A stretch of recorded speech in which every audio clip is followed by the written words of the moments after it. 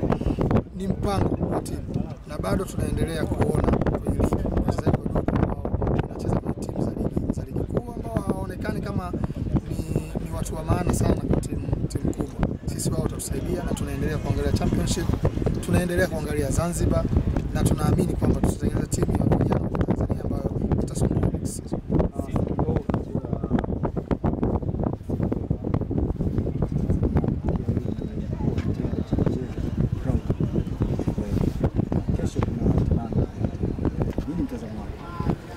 Mechi ngumu kwa sababu timu zote mbili zimekuwa na performance nzuri sana. Simba tunaelewa wote kwamba ni timu ambayo ilikuwa inajenga kikosi kidogo na msimu huu walisema tangu awali kwamba wao wanautumia kutengeneza kikosi chao. It doesn't mean kwamba wanapopata nafasi kama walikuwa nayo sasa hawezi kugombea kikombe. Always Simba ni timu kubwa ambayo inataka kupata kikombe. Kwa hiyo wakifika kwenye hatua kama hizi bado wana nafasi ya kwamba wanakwenda kugombea kikombe. Ni mechi ngumu kwa sababu Simba wamekuwa wakifungwa mfululizo na jamaa zao wale watani zao. Sasa wanataka kuonyesha kwamba inatosha, enough is enough.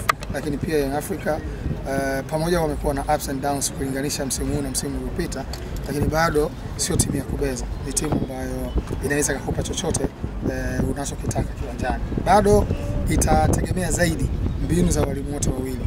And to me Fadlu amekuwa very much impressive kwa sababu ndiye ameanza na timu na ameifikisha hapo ilipo. Young Africa imeachia walimu hapo kati. Kuna faida na hasara ya walimu kuja na kuondoka.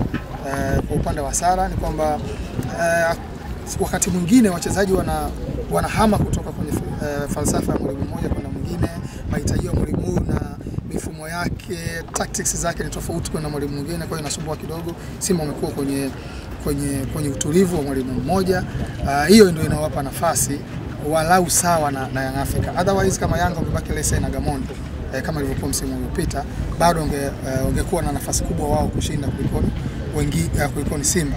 Lakini bado kwa sababu wao wanaongoza ligi na ndio the best performing team, inafunga magoli mengi watu wanapokutana nao, wachezaji wengi wao wanaongoza kufunga, unaweza ukawapa 55 kwa 45, lakini doesn't mean yet yule mwenye 55 lazima ashinde.